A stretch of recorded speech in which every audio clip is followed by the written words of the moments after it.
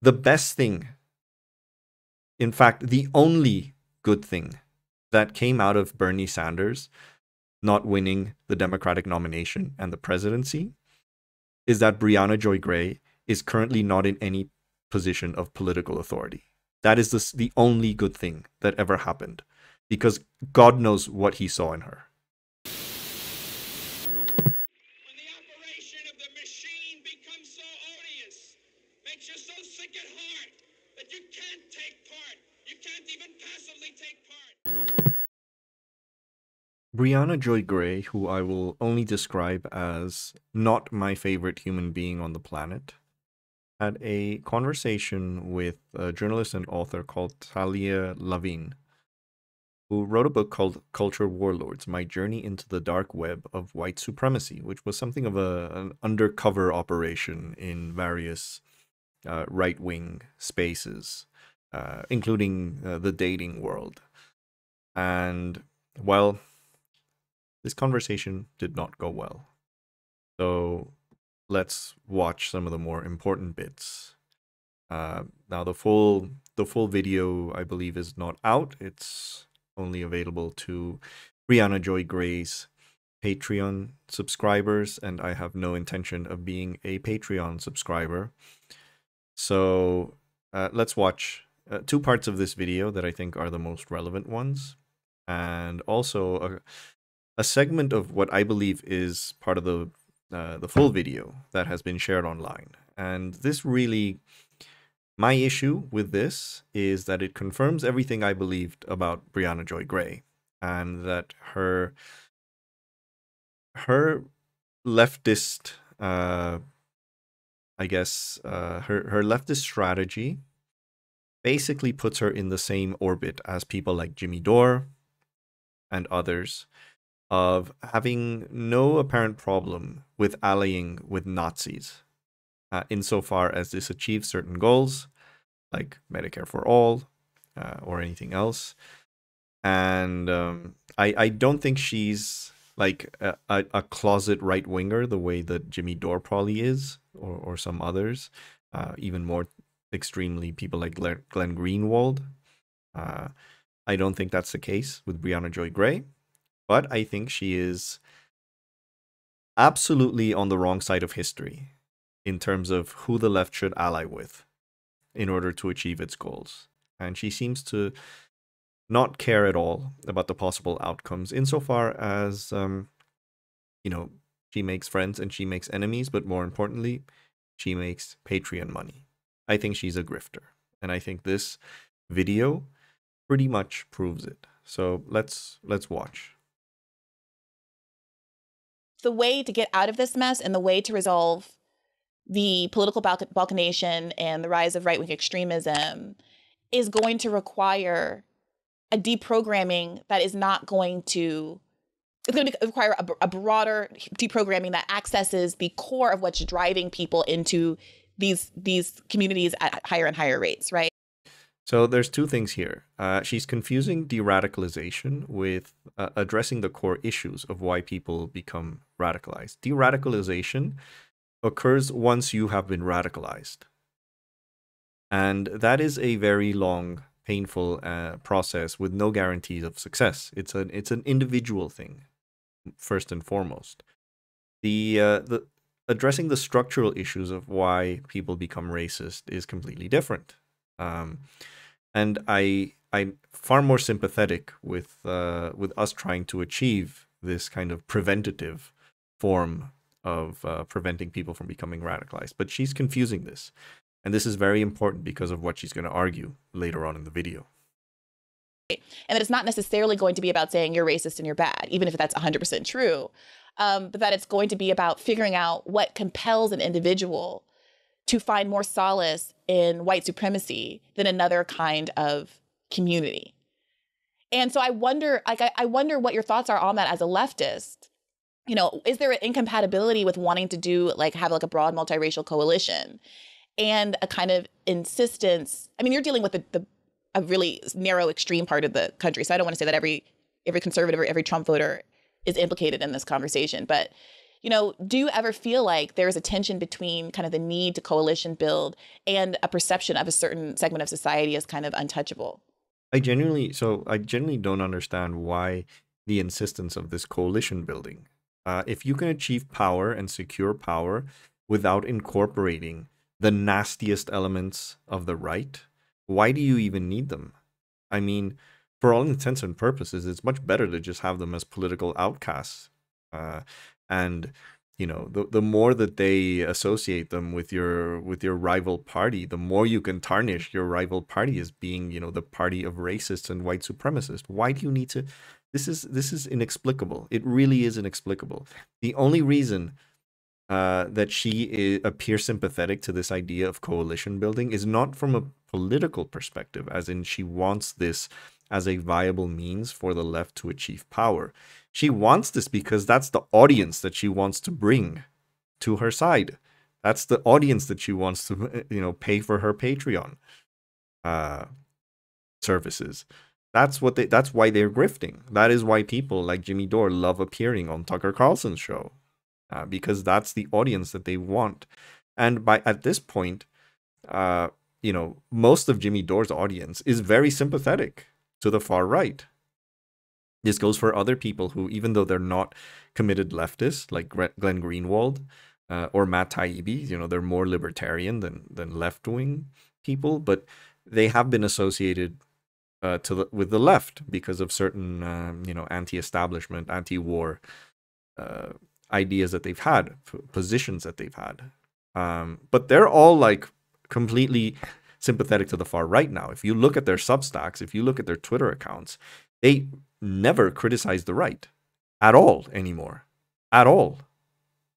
So I suspect that this is something that Briahna Joy Gray is very much aware of, that she has a huge untapped pool of potential Patreon subscribers from people in the far right that are sympathetic to some ideas on the left. Like, you don't have to necessarily be a conservative to support Medicare for all, but it could bring them into this orbit because it's been incredibly successful for Jimmy Dore. It's been incredibly successful for all these other sites that gravitate around Jimmy Dore.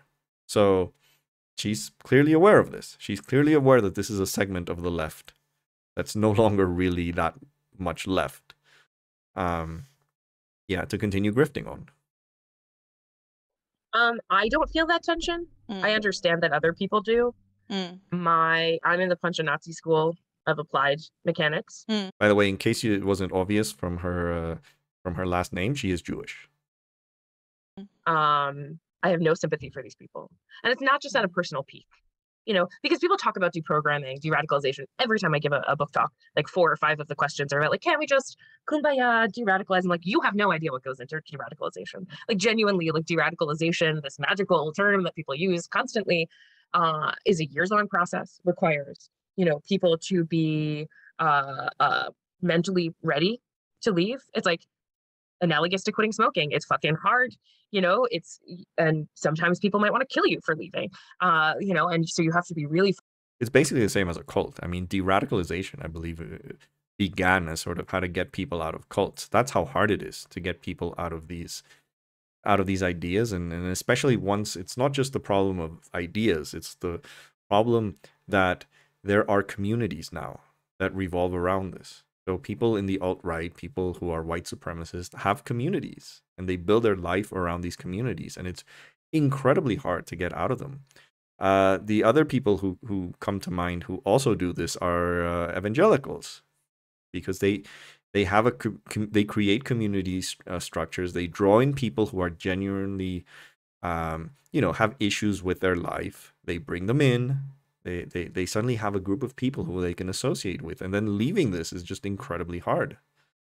So assuming that deradicalization is going to work on every single white supremacist is absolutely moronic. Absolutely moronic. Fucking ready to leave. And most people don't want to. They enjoy it. They enjoy the cruelty. They enjoy the camaraderie. They feel community. They feel acceptance, right? So I think, so if you're willing to engage in a years-long emotional connection of extraordinary strength, to the point where I've heard of like people marrying their de-radicalizers or spending years having dinner with their de-radicalizers, only to like eventually maybe arrive at a sort of tenuous former status. If you're prepared to do that, fine, that's not scalable. What is scalable is saying like these sentiments are unacceptable. You cannot show up in my town. You cannot show up in my university. I think that many people want to kumbaya because for them, the prospect of like standing up and like fucking punching a Proud Boy is uncomfortable, and they want to see themselves as more tolerant. And like, I mean, for me at least, I'm like, cool, your conception of yourself as tolerant and marketplace of ideas-y and willing to coalition build, whatever, like matters more to you than my safety and the safety of like all the marginalized people that these people attack. Like I really, if I sound angry, it's because I'm an angry person. I'm also quitting smoking, and also fuck a Nazi. Like fuck them. Okay, I but don't so- care about them. I don't care about their lives. I want them to die. Like I really am just like I have no patience. No So- patience. I agree completely. Like, So Talia, and the more we socially marginalize these views, the more we make them unacceptable, the fewer people will join. If you deplatform someone, if you play whack-a-mole enough, like you make it annoying and difficult, you dox people, you get them their jobs lost for holding these views publicly, for saying that they want to burn Jews and kill, N-words. You make it socially absolutely poison to do these things. So is there And that's what worked, like during the entire post-war period when, for example, there was still a long period after the post-war where being racist against blacks in the US was acceptable. But the type of racism directed at Jews, other aspects of white supremacy, this was seen as socially reprehensible. And that is ultimately what works. When you marginalize them to the degree that they're such a tiny minority that they have no major role in society, that's how you reach a situation where the majority of people are not threatened by white supremacy. The problem is that in the last couple of decades, the internet has basically offered spaces so that people can legitimize these views. It started, very early with web forums where racists started to hang out, and these were not policed at all in any way. Then you had Facebook. Then you had social media in general, and even though it's not as open as these other forums, just kind of the subtle, the non-open racism, that the anti-critical race theory, for example, things like this, is much more easy to spread through these technologies. So they have helped. That's what the alt-right has been so successful at. And not just the alt-right.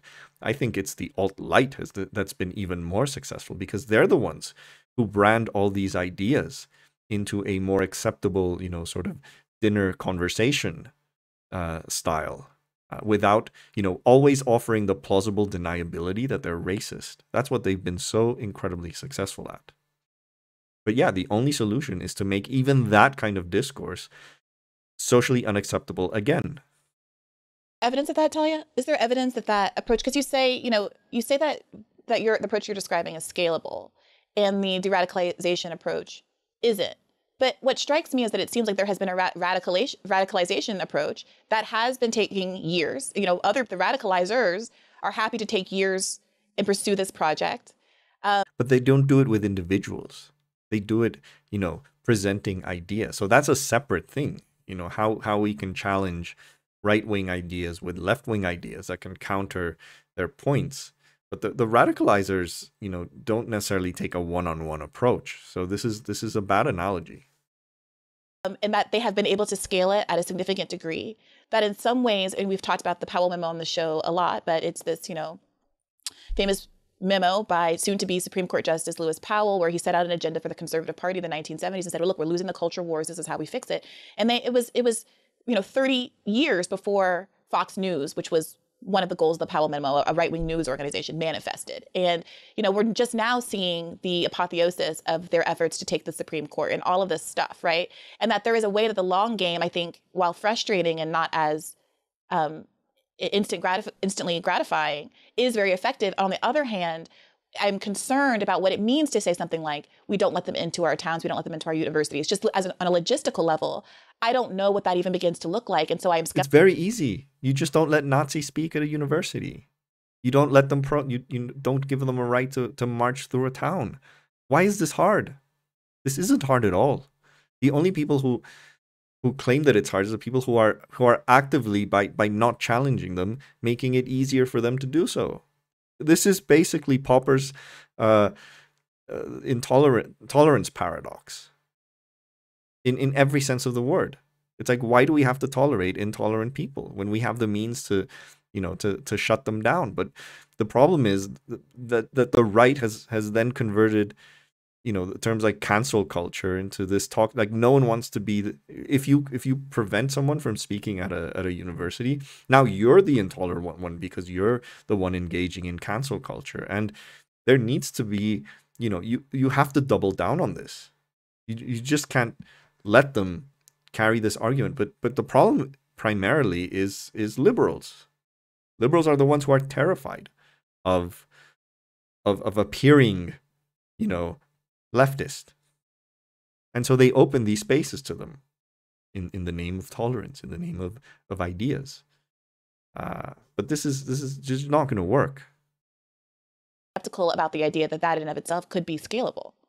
You're completely entitled to your skepticism. I mean, I don't know what else to tell you. Like, the Lavin memo then is a 30-year-long plan of fuck like racism and make it unacceptable, make it pariah, make it like throw it onto an island and an ice floe, and do that through physical violence and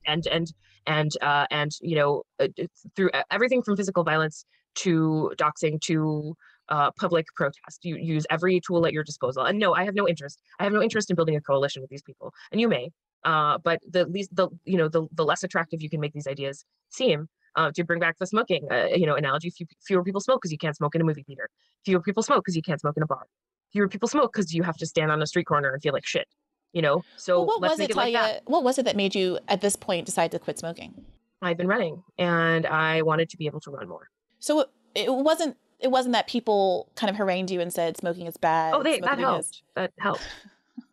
But I presume that people have been saying that sort of thing since whatever it was you started smoking. It's bad for your health, blah, blah, blah. I mean, listen, like, I don't think that I'm going to be able to convince you. I think if you want. I mean, if you've noticed, smoking is no longer cool. You rarely see like cool characters on TV, on movies, etc. smoking anymore. So yeah, that helped. That undeniably helped. This is a great analogy of how smoking. We didn't just end. Well, it hasn't ended smoking, but it's gone down hugely.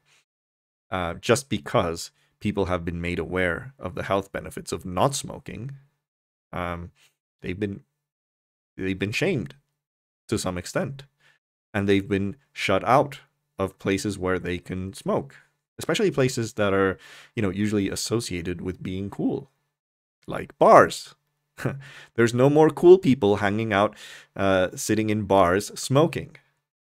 The cool people have to go outside of the bar in the middle of winter and freeze their ass off. And no one wants to be that person. So, yeah.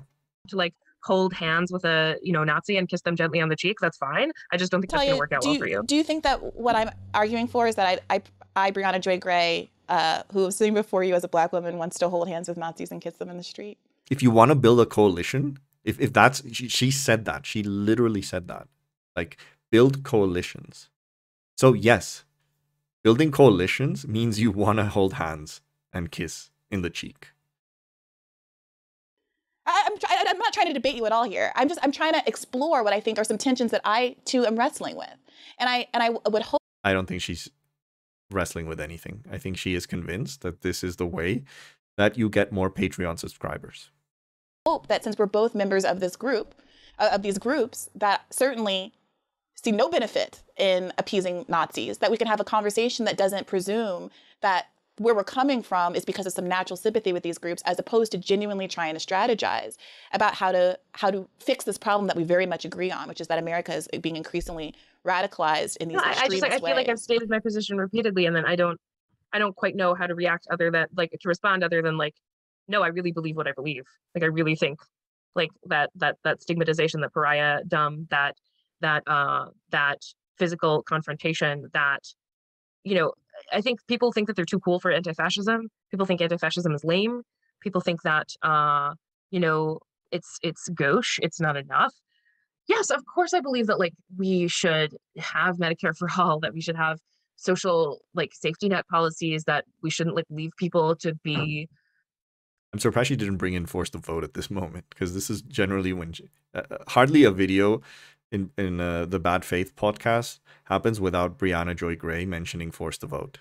Deprived, alone, like, to feel like these senses of loss and like, you know, the elements of vulnerability to radicalization are like very common human emotions. Is feeling lost, is feeling lonely, is feeling purposeless, and, like, you know, everything we can do to mitigate those feelings in such large masses of the population, like, that's great. So again, this is what I said at the beginning. Briahna Joy Gray is confusing addressing the structural issues behind why people become radicalizing, which is what Talia is mentioning right now, with deradicalization. The very word means after you've been radicalized. Completely different thing. And you will have far more success achieving what she's saying now than waiting until they become Nazis and trying to denazify them. That's has a very, very high failure rate. I think there are many constructive things you can do to fight Nazism that don't involve, like, you know, brass knuckling up and like just flattening the nose of a Proud Boy. But, like, I think you have to be willing to brass knuckle up and flatten the nose of a Proud Boy too. Like, there is no space for coalitional politics with these people, to my mind. So one of the, I think, parts of the book that I found. Anyway, I'm going to skip this part of the video because they talk about some of the dating experiences, which are kind of funny. And I want to read that book now. But anyway, let's skip to another. It is difficult to talk about this without feeling like you're letting people off the hook for their loathsome behaviors. But in a practical way, I guess as someone who doesn't see a lot of utility in telling people that they are bad, as changing their mind. Like, if I thought it worked to just be like, Nazism is horrible and you shouldn't be a Nazi. That's not why you call. So here's the thing. You don't do that to them with the intention that that's going to change their mind. You do this because if enough people are doing it, it's going to shame people into not joining. The idea here is not to de-radicalize them by calling them out. It's that if enough people are calling them out, then the people who are sort of on the fence here, who might be tempted to join them, will see that and hopefully not do it. That's really the thing. Like this, it's the same thing with shaming anti-vaxxers on Twitter, etc.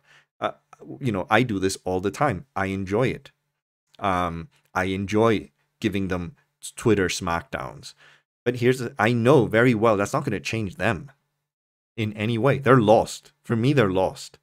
And a Nazi is even more lost than an anti-vaxxer.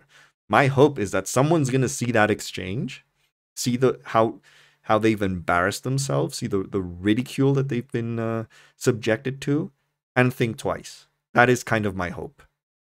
And it's the same with Nazis.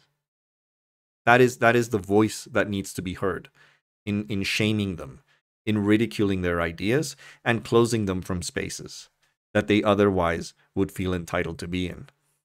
Then I'd be like, yes, we should just put that on every bridge and tunnel in America, and that would solve the problem. I mean, I say we give that a shot.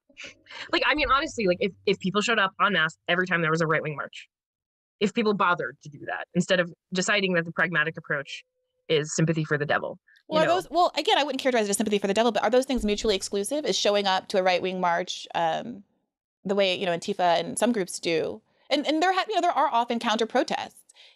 You know, is that mutually exclusive with saying there needs to be long-term de-radicalizers, people like, you know, Daryl Davis, who we brought up on this podcast many times before, who do engage in that more long-term effort, and, you know, So this is an incredibly strange argument coming from a self-described socialist.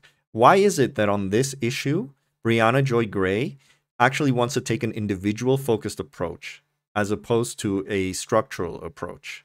Which the structural approach would conform two different things. One would be addressing the root causes of why people become Nazis, which she's not really making much of a case for. Talia's been making a bit more of that case. And two, you know, shaming them and preventing them from occupying spaces that they don't belong in. It's incredible. She's a self-described socialist, and now she's arguing, she's making like the climate change argument of like, don't use plastic straws.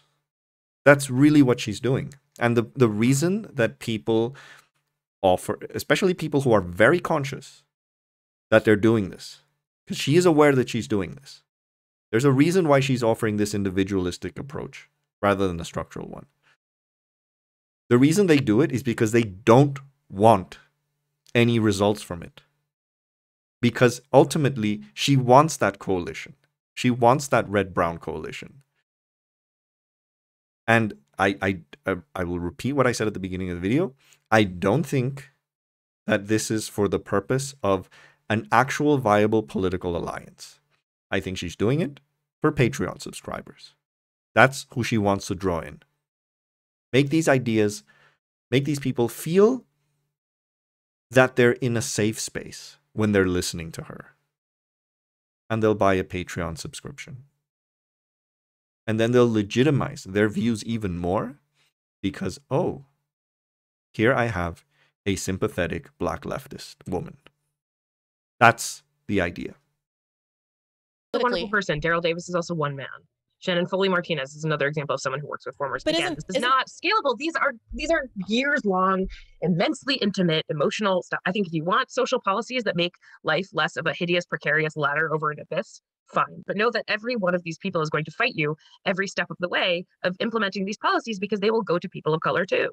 So like, why is it an individual activist? What are you even Daryl advocating for? Well, let's try to figure that out, Talia. What I'm curious about is why is it an individual act and someone like Wait. This is hilarious. What are you advocating about? And she doesn't have an answer to what she's advocating. She's pretending that she's engaging in this conversation to find a way into how she's gonna, you know, establish her position. But she already has a position on this. This is incredibly duplicitous. That's what I absolutely cannot stand about Briahna Joy Gray. She is an incredibly duplicitous individual who claims that she's like open-minded and everything. But no. And it's more obvious on her Twitter than on the bad faith. Although sometimes the mask slips. But this is just incredibly disingenuous. The one thing that I think works in her favor is that Talia is a bit emotional. Like, she is a bit neurotic. And I don't think that often the way that she's speaking and the way that she's appearing and you know, clearly a very low quality camera sort of helps. But by all accounts, what she's actually arguing makes sense. Daryl Davis does what he does. For those who don't remember, Daryl Davis is a black man who, you know, famously has a number of like Klan robes in his closet because every time he talks a Klan member out of being in the Klan, like they give him a robe, and he's like the great Klan whisperer. And he's also apparently a very renowned jazz musician. But it's interesting to me to see it as an individual act when it's Daryl Davis, but not an individual act when an individual decides to put brass knuckles on and punch a Nazi. And what I'm questioning is, usually it's not one person doing it. I mean, one person just doesn't put brass knuckles on and go fight Proud Boys. You have to organize as a group, which is kind of what Antifa does. The scalability, the reason I'm questioning it is because I think a lot of people aren't going to feel able or safe to do the Nazi punching, right? So it doesn't seem to me, I would say, like, why not both? If you are adherent to Nazi punching, I mean, great. I mean, like, fine. I'm certainly not arguing against that. But I am concerned about saying that we want to minimize the potential effects of doing the alternative approach. And the reason I wanted to talk to you about that, Talia, is because you have an exposure to what it's like to be in those spaces and potentially some insights that other folks who haven't engaged in that project. She's literally telling her that the conclusion from writing this book and infiltrating all these spaces, that these people are basically lost. Like, that they're irredeemable. That's what she's saying. But Briahna Joy Gray insists that there is redemption at the end of this road, that we should all spend, you know, the years needed to de-radicalize each person individually is somehow a better strategy. than just, you know, shaming, canceling, closing spaces where these people don't belong. And for the record, I want to say, while I completely approve of people punching Nazis, and I greatly admire the people who go out on the street, that is often, that comes with risks to people's lives or to people's, you know, physical health. And I personally do not encourage people to go out and punch Nazis. So that strategy alone, I don't think is really what I would be advocating for. My strategy would be more on closing spaces, shaming them, you know, ensuring that these people, yes, lose their jobs, because I would not want to work next to someone who thinks that a certain category of people, including possibly myself as a Latin American man, should be deported or dead or whatever. Okay? So, yeah, shun them from society. That should be one of the strategies, in addition to sorting out, you know, the legitimate socioeconomic grievances that a lot of these people have that pushes them towards radicalization. That's a separate issue. But notably, Briahna Joy Gray, despite being a socialist, that's not what she's arguing for. Don't have. And I'm curious to pick your brain about whether or not, for example, when you're on these dating sites, you know, do you ever engage in any kind of conversations that tried to see what would happen if you raised doubts about being a white supremacist, or, you know, brought up, well, there's this one Black person at work who's okay, and sometimes, you know, what are those kind of conversations like? Those conversations incel spaces bar women. Like, the whitedate.net is whitedate.net. Like, what, I'm supposed to write to people who are talking about like the evil Marxists and darkies and say like, actually, like, Black people aren't so bad after all. I mean, honestly, if I had known that this was going to be an extended conversation about the utility of deradicalization versus anti-fascism, I would absolutely have not agreed to be on this podcast, because I've gotten this banal question over and over and over again, and I loathe it at this point. Like, people, like, I mean, I understand coalition building and desires, but like, I find it that like most people aren't capable of engaging in like with this level of like being in those spaces isn't fucking like dipping your head in acid. And I did it for a year and a half. I wouldn't ask. So the point that she's making is also very good. It's like, how many people are actually capable of doing this de-radicalization that Briahna Joy Gray seems to be advocating? She mentioned a couple of people, which I assume are professional psychologists, and not just professional psychologists, because I don't think just your average professional psychologist is capable of doing that. You need a professional psychologist who also has the experience in this specific type of engagement with people. How many friggin' MAGA Nazis are out there, and how many of these professionals are there? And also this idea of de-radicalize them. How are you going to get them to agree to this? I mean, these people are a bit like sociopaths and narcissists and malignant narcissists. They don't seek professional help. So how are you going to get them to do this? And Briahna Joy Gray complains about the logistics of all these other ideas of like canceling people from university, and yet she doesn't mention the logistics of how the fuck are you going to de-radicalize millions of people. This isn't a handful. There are millions. How are you going to do that? Ask anyone else to do it. And I wouldn't expose myself to emotional intimacy with those people on a real level, like not through the mask of an avatar.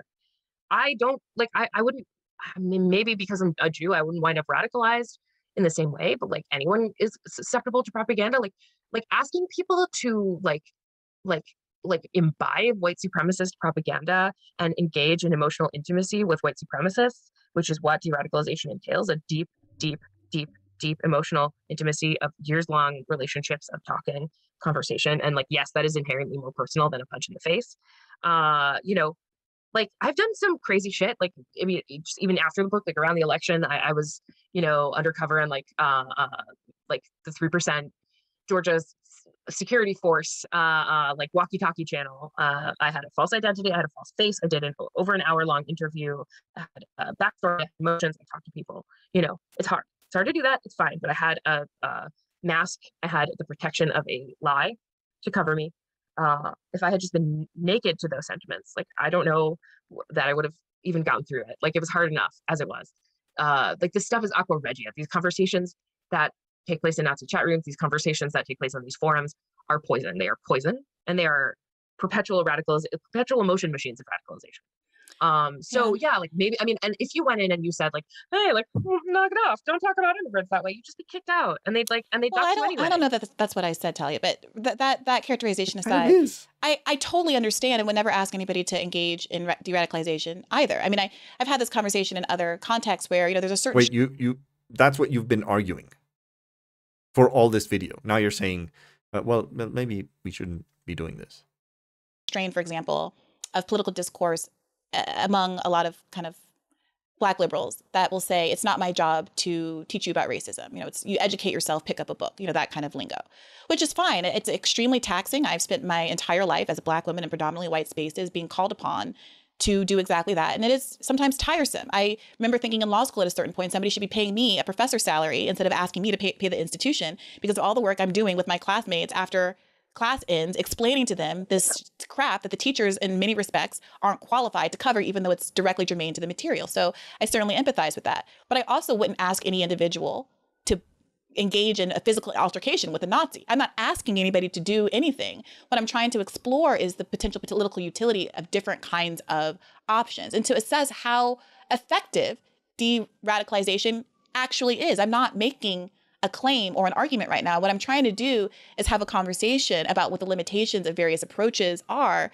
so we as a community can figure out the best way to go forward. She's literally admitting that, you know, all the work that she had to do that was so taxing, and yet she's advocating for this strategy. I honestly don't get. She's very much aware of how this doesn't work. And imagine, you know, the people that she engaged with after classes were already like a university level education, probably had like misconceptions of certain thing, because she's now confusing like the actual Nazis, you know, the white supremacists, you know, KKK, alt-right, whatever you want to call them, with people who would never admit that they're racist, and probably genuinely don't think they're racist, but have some racist prejudices or you know, maybe historical preconceptions that are wrong, and that's the kind of things that you're pointing out. But these aren't really the people who we're worrying about now. We're worrying about the real, you know, the ones that know that they're racist. And I'm not quite sure that Briahna Joy Gray has ever had a conversation trying to de-radicalize an actual Nazi, because the people that she's been talking to after class were not the real Nazis. They're not the same people that Talia is referring to. I mean, I am just curious why you would ask a militant anti-fascist to talk about the utility of de-radicalization. This seems like a setup for frustration for both of us.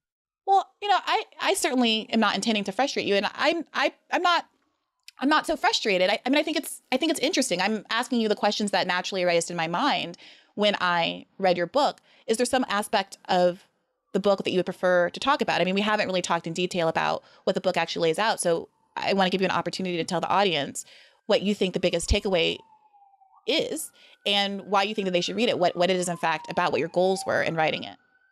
My goal was to make people aware of the perniciousness of the threat, make people aware of some of the ideological bases and the emotional bases that radicalization rests on.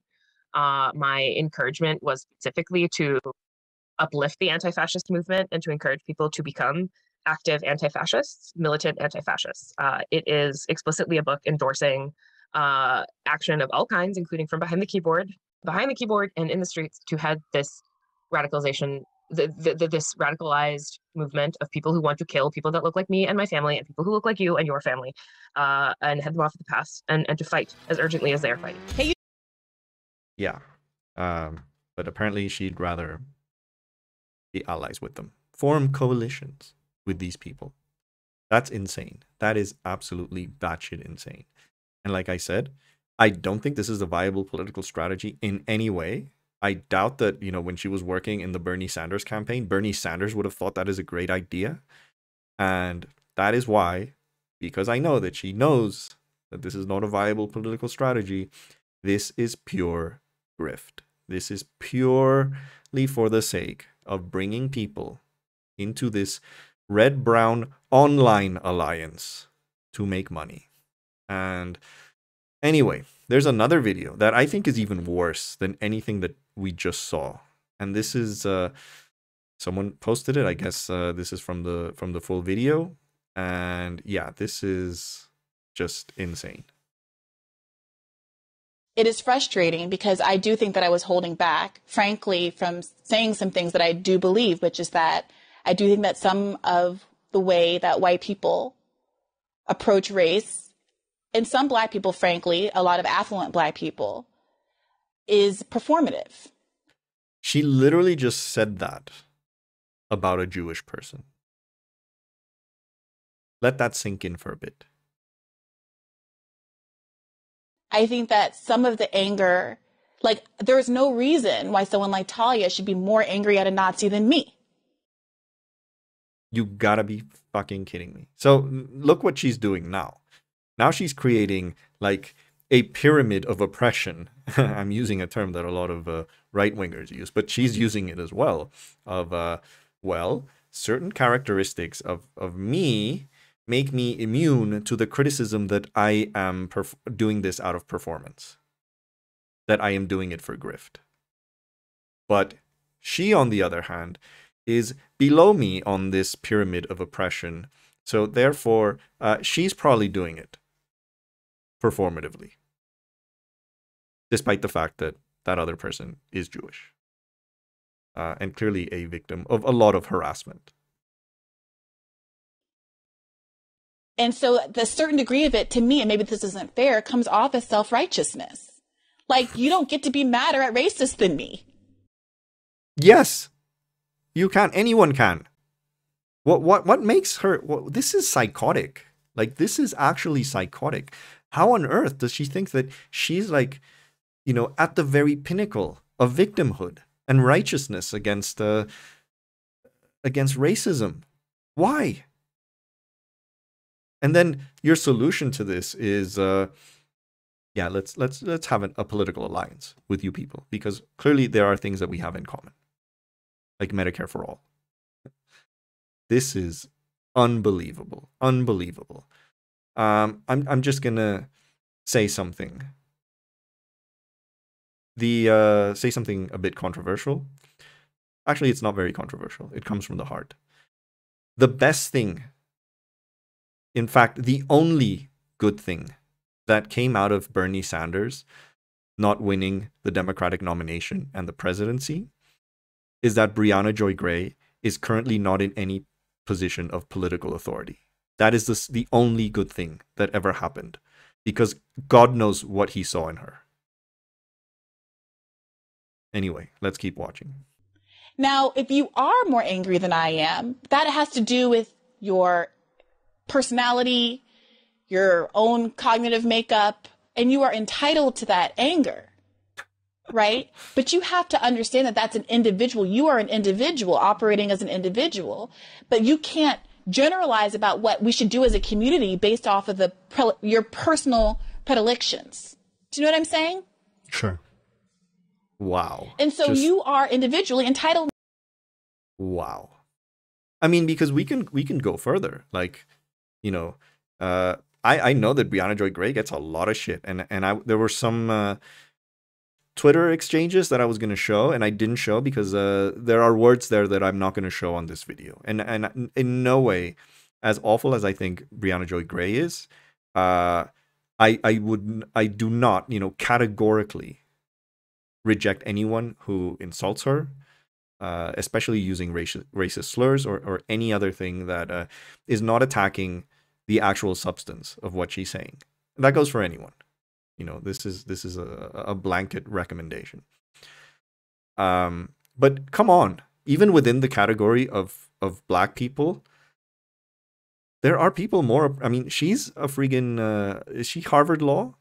I know she's a lawyer, and I know she graduated from one of the big Ivy League schools. So, are there not other Black people who are more oppressed than she is? Are there other people even if they're not black, that have other socioeconomic or identity-related characteristics that make them more oppressed in society or more victimized by white supremacy than she is. I mean, we can make the case, but this is absolutely insane that she acts like she is, that she has the last word on deciding what is what is true racism, or true anti-racism. Sorry, more true anti-racism than anyone else, especially a Jewish woman. That's crazy. Yeah, I don't know what to say. Oh, some other people chipped into this debate. As usual, Glenn Greenwald chipped in to defend Briahna Joy Gray here. And why is this not surprising? Because Glenn Greenwald currently is on the rampage defending every single Nazi and every single person from the far right from any sort of criticism from liberals or the left, which to him are the same. And, you know, this is yeah, this tweet in particular, just like parts of the neocon right degraded the phrase anti-Semitic from an important descriptive term to an all-purpose and cynical insults for Israel critics, large parts of US liberalism use Nazi and white supremacists to mean nothing more than disagree with liberals. Yeah, because Glenn Greenwald doesn't want you to think that there is such a thing as Nazis and white supremacists, much less than his biggest benefactor of the moment, Tucker Carlson, is a friggin' white supremacist. Or that the websites that he's now promoting, like Rumble, are not right-wing when they are. And yeah, Briahna Joy Gray went on, like, in the space of 24 hours since this, or 48 hours since this video, she's tweeted dozens of times, usually with a link to the video or the Patreon account. And yeah, so this is grift. It's obvious grift. And I don't know what more to say. If you see this video and you still think that somehow Briahna Joy Gray is an honest actor, I don't know, like, what your ability to filter, you know, good politics from bad politics, honesty from dishonesty, information from misinformation. I think that part of your brain might be impaired if you honestly think. And ultimately, I think, Jesus Christ, they could not have thought of a better name for their podcast than Bad Faith, because it is insane just how much bad faith arguing she engages in. And yeah, this is a new low for Briahna Joy Gray. Rest assured, she will sink lower. You heard it here first. On that note, if you like this video, please like, please share, and most importantly, please subscribe for weekly videos on the dumb left and everyone in this deplorable ecosystem that is, as time goes by, less promoting the left and just seemingly offering a helping hand for the far right to continue its propaganda into leftist spaces. And that's really, really worrying. So thanks for watching this very long video.